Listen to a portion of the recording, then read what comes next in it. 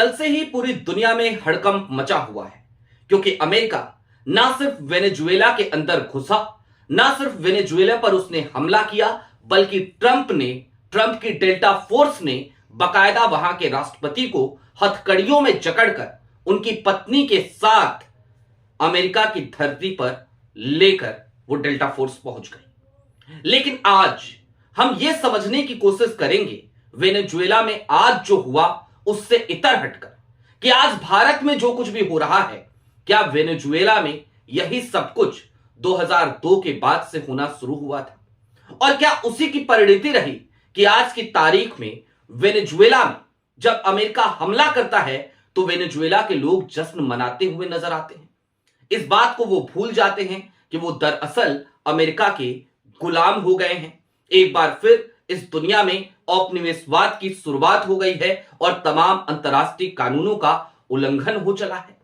क्या हुआ था 2002 में? क्या आखिरकार किया वहां के नेताओं ने 2002 के बाद से लेकर अब तक, और आखिरकार भारत में वही स्क्रिप्ट कैसे दोहराई जा रही है? सारी बातें जरा विस्तार से करेंगे। नमस्कार, मैं स्वप्निल और आप मुद्दा देख रहे हैं। दोस्तों, आगे बढ़ें उससे पहले वही छोटी सी अपील। मुद्दा इन दिनों एक गंभीर आर्थिक संकट से जूझ रहा है। एक तरफ हमारे मेन बैंक अकाउंट बीते कई महीनों से फ्रीज चल रहे हैं, तो दूसरी तरफ हमारे 2.5 साल पुराने चैनल को हमसे लंबे समय तक छीन कर रखा गया था। ऐसे में डे टू डे ऑपरेशंस में मुद्दा को काफी मुश्किलों का सामना करना पड़ता है। लिहाजा आपसे गुजारिश है, यदि आप चाहें, यदि आप सक्षम हो, तो मुद्दा की छोटी छोटी मदद जरूर कीजिएगा। इसके लिए आप स्क्रीन पर दिख रहे क्यूआर कोड या फिर के नीचे दिख रहे यूपीआई नंबर का इस्तेमाल कर सकते हैं। अब आगे बढ़ते हैं। दोस्तों, वेनेजुएला को लेकर एक बात दुनिया का हर नागरिक जानता है, और भारत में भी कमोबेश हम ये कह सकते हैं कि 50 से 55% या 60% लोग ऐसे होंगे जो ये जानते होंगे कि वेनेजुएला की जो आर्थिक मुद्रा है उसकी क्या स्थिति है, वो कितनी कमजोर हो चली है। अब ये जो कमजोर हुई, इसके पीछे का कारण क्या है, सबसे पहले जरा वो समझने की हम कोशिश करेंगे। वेनेजुएला दुनिया का सबसे बड़ा तेल भंडार जिस देश के पास है वो देश है। वेनेजुएला लगातार किसी जमाने में अमेरिका के साथ हुआ करता था, गजब की दोस्ती हुआ करती थी।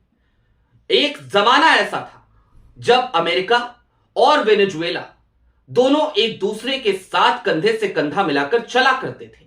एक जमाना वो भी था जब वेनेजुएला को लोकतंत्र का परिचायक कहने से अमेरिकी राष्ट्रपति थका नहीं करते थे, और जब वो वेनेजुएला को लोकतंत्र का परिचायक कहा करते थे तो वो निश्चित तौर पर रूस और चीन को आईना दिखाया करते थे। लेकिन आज की तारीख में स्थितियां इतनी कैसे बदली, इन सब की शुरुआत कैसे हुई? दरअसल दो चीजें बहुत ज्यादा महत्वपूर्ण हो जाती हैं समझने के लिए, और इसे भारत के परिदृश्य से देखना जरूरी है। जो आज भारत में हो रहा है, मैं क्यों कह रहा हूं, जो आज मोदी सरकार कर रही है, मैं क्यों कह रहा हूं ऐसा ही कुछ वेनेजुएला में हुआ। इससे पहले आपको यह समझना पड़ेगा कि राहुल गांधी ने अभी हालिया दिनों में जर्मनी में जाकर के क्या कहा था। उन्होंने कहा था कि मैन्युफैक्चरिंग की बहुत जरूरत होती है, मैन्युफैक्चरिंग यूनिट्स बनानी चाहिए, और निश्चित तौर पर यह एक बड़ी बात थी जिसपे खूब बवाल घटा। भारतीय जनता पार्टी और उसके तमाम प्रवक्ता ये बताने में लग गए, ये गिनाने में लग गए कि देखिए हमारे यहां तो तमाम तरीके के मोबाइल फोन्स बनते हैं, हमारे यहां तो तमाम विदेशी कंपनियां आती हैं, अपनी मैन्युफैक्चरिंग यूनिट लगाती हैं, जबकि सच्चाई यह है कि यहां पर असेंबलिंग यूनिट्स लग रही हैं। अब लेकिन वेनेजुएला से जरा समझिए। वेनेजुएला, जैसा कि आपको पता है, दुनिया का सबसे बड़ा तेल भंडार उसके पास है। 2002 के बाद से लगातार वेनेजुएला उन्हीं तेल भंडारों पर आश्रित होता चला गया।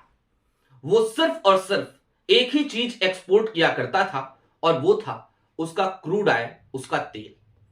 अब जैसे ही वो तेल को एक्सपोर्ट करता, उसके पास विदेशी मुद्रा बहुत तेजी से आती। विदेशी मुद्रा जब तेजी से आती तो जाहिर सी बात है वो सिर्फ और सिर्फ एक ही चीज एक्सपोर्ट करने पे फोकस करता रहा। उसने अपने यहां किसी भी तरीके की किसी भी मैन्युफैक्चरिंग यूनिट को कोई बढ़ावा नहीं दिया। कोई और चीज वो बनाने पर अपना ध्यान केंद्रित नहीं कर रहा था। भर भर के पैसा आ रहा था क्योंकि वो तेल बेच रहा था। अमेरिका को भी एक बड़ा हिस्सा तेल का वो बेचा करता था और ऐसे में उसकी आर्थिक स्थिति बड़ी अच्छी मानी जाती थी। फिर आर्थिक स्थिति खराब कैसे हुई? क्योंकि जब वो कुछ और एक्सपोर्ट नहीं कर रहा था तो बाकी सारी चीजें उसे इंपोर्ट करनी पड़ती थी, यानी कि सारी चीजें वो दूसरे देशों से खरीदता था और इसमें उसे कोई तकलीफ भी नहीं होती थी क्योंकि उसके पास एक बड़ा विदेशी भंडार हो चला था। ऐसे में हुआ ये कि उसके अपने पैसे की कीमत लगातार गिरती चली गई और उसकी अपनी जो आर्थिक मुद्रा थी वो कमजोर होती चली गई। वेनेजुएला के लोगों के पास भर भर के यूएस डॉलर हुआ करते थे और ऐसे में उनकी आर्थिक मुद्रा उसकी उन्हें जरूरत भी नहीं पड़ती थी। ऐसे में एक और गलत कदम जो उठाया गया, जो आज की तारीख में मोदी सरकार भी कर रही है, अब जरा उसको समझिए। फ्री बीज, ये वही शब्द है ना जिसको लेकर प्रधानमंत्री नरेंद्र मोदी कभी हमलावर हुआ करते थे, लेकिन आज की तारीख में देखिए, चुनाव दर चुनाव जीतने की जद्दोजहद में प्रधानमंत्री नरेंद्र मोदी खुद ही फ्री बीज के सबसे बड़े ब्रांड एम्बेसडर बन चुके हैं। बिहार में चुनाव हुए तो क्या हुआ? 10,000 रुपए महिलाओं को चुनाव के एंड वक्त पे उनके खातों में डायरेक्ट ट्रांसफर किए गए। असम में चुनाव होने वाले हैं, वहां पर 8,000 रुपए महिलाओं के खाते में, 2,500 रुपए युवाओं के खाते में और इस तरीके की तमाम चीजें, तमाम तरीके के फ्री बीज वहां पर भी डायरेक्ट ट्रांसफर करने की योजना का ऐलान हिमंता बिस्वा शर्मा की सरकार ने कर दिया है, भारतीय जनता पार्टी की सरकार ने कर दिया है। अब ये जो फ्री बीज आज की तारीख में भारत में बांटा जा रहा है और ये बार बार एक चीज का ऐलान जो होता है लगातार कि हम इतने लोगों को राशन देते हैं, ये जो राशन बांटा जाता है 80 करोड़ लोगों को तकरीबन, ये सब कुछ वेनेजुएला में पहले से होता रहा। वेनेजुएला की जो सरकारें थी, मादुरो से पहले जो राष्ट्रपति थे वो भी और मादुरो भी, लगातार सोशलिज्म का एक नकाब ओढ़कर चलते रहे और सोशलिज्म के उस नकाब के पीछे सिर्फ और सिर्फ एक मंशा थी कि एन केन प्रकारेण चुनाव जीत लिया जाए, जैसा आज की तारीख में मोदी सरकार कर रही है। लोगों को फ्री बीज दे दिए जाते, लोगों को तमाम सुख सुविधाएं मुहैया करा दी जाती, देश का बंटाधार होता रहता और इन सब के दरमियान लगातार सत्ताधारी दल की लोकप्रियता बढ़ती जाती क्योंकि वो लगातार लोगों को उनकी सुख सुविधाएं की चीजें या उनकी रोजमर्रा की जरूरतों की चीजें मुहैया करा रहा था। रोजगार पर कोई ध्यान देने की जरूरत नहीं थी। 2014 से पहले की स्थिति ऐसी आन पड़ी कि जो गिने चुने मैन्युफैक्चरिंग यूनिट वेनेजुएला में थे वो भी बंद होते चले गए और फिर धीरे धीरे वहां के लोग पलायन करना भी शुरू कर जाते हैं, खास तौर पे वो लोग जो आर्थिक रूप से सक्षम थे।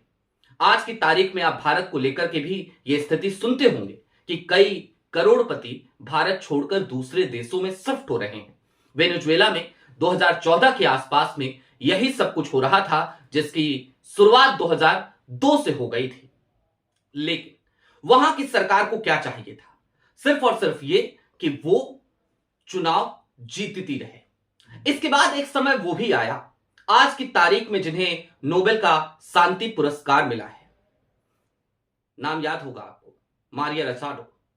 दरअसल आपको अब एक तल्ख हकीकत से और भी रूबरू कराना जरूरी हो चला है और इसीलिए मैंने भारत का जिक्र किया। वेनेजुएला में जब ये सब कुछ होता रहा तो वहां पे आर्थिक असमानता की खाई गहरी होती गई, ठीक वैसे ही जैसे आज भारत में हमें दिखाई देती है। अडानी और अंबानी की दौलत में दिन दूनी रात चौगुनी तरक्की हो रही है और भी बहुत सारे उद्योगपति हैं। चंदा दो धंधा लो का मॉडल यहां पर आम तौर पर अब एक्सपोज हो चला है। तमाम ऐसी फर्म्स हैं जो भारतीय जनता पार्टी को चंदा देती हैं, सत्ताधारी दल को चंदा देती हैं और उसके बदले में उन्हें कॉन्ट्रैक्ट्स का रिवॉर्ड मिल जाता है। ये तमाम चीजें वेनेजुएला में भी होती रही और इन सब के दरमियान वेनेजुएला में चुनाव आ जाते हैं। चुनाव आते हैं, मादुरो जो आज की तारीख में अमेरिका की गिरफ्त में है, उनकी हार पक्की थी। लेकिन वो क्या करते हैं जानते हैं आप? वो सीधे तौर पर जो सबसे मुखर चेहरा था, जिनको नोबेल का शांति पुरस्कार मिला, उनको चुनाव लड़ने योग्य नहीं रहने देते। एक शासनादेश जारी होता है, एक आदेश आता है और पता चलता है कि मारिया रसाडो चुनाव नहीं लड़ पाएंगे। और इसके ठीक बाद वो सीधे तौर पर खुद को चुनावों में विजयी घोषित कर देते हैं। पूरी दुनिया में इस बात का विरोध होता है। हर लोकतांत्रिक देश इस बात का विरोध करता है और कहता है कि मादुरो चुनाव कराकर लोकतांत्रिक तरीके से चुनाव जीतकर राष्ट्रपति आज की तारीख में नहीं है। उस देश में भी इस बात का विरोध हो रहा होता है, लेकिन इन सब के दरमियान मादुरो को कोई फर्क नहीं पड़ता और वहां की जनता को भी, जो जिंदा दिमाग के लोग थे उनको तो फर्क पड़ रहा था, लेकिन जिन्हें चीजें मिल रही थी, जो रोजमर्रा की अपनी जिंदगी में ही व्यस्त थे, उन्हें कोई फर्क नहीं पड़ रहा था। और उसी की परिणति आज की तारीख में आपको देखने को मिल रही है। ये वक्त भारत के लिए अलार्मिंग है। ये वक्त मोदी सरकार के लिए चेत जाने का है। निश्चित तौर पर भारत की अपनी एक लोकतांत्रिक परंपरा है। निश्चित तौर पर भारत सामरिक दृष्टिकोण से भी काफी मजबूत है, लेकिन हां, वेनेजुएला एक जमाने में विदेशी मुद्रा भंडार के मामले में दुनिया के बड़े बड़े देशों को पीछे छोड़ रहा था। वो वेनेजुएला आज की तारीख में देखिए, अमेरिका का औपनिवेश उसे स्वीकार है, लेकिन अपना ही राष्ट्रपति उसे स्वीकार नहीं है। यह स्थिति क्यों पैदा हुई? यह स्थिति पैदा हुई आर्थिक असमानता की गहराती हुई खाई की वजह से। यह स्थिति पैदा हुई निश्चित तौर पर उन गलत फैसलों की वजह से, या फिर कि हर हाल में सत्ता में बने रहने की, सत्ता में टिके रहने की, कुर्सी से चिपके रहने की उस वहसी मानसिकता की वजह से, वोट चोरी की वजह से। आपकी क्या राय है? हमें कमेंट बॉक्स में जरूर बताइएगा। अभी के लिए दीजिए इजाजत। चलते चलते फिर वही अपील, यदि आप सक्षम हो तो मुद्दा की छोटी छोटी मदद जरूर कीजिएगा, और यदि आप चैनल पे पहली बार आए हो तो सब्सक्राइब करते हुए जरूर जाइएगा। बहुत शुक्रिया।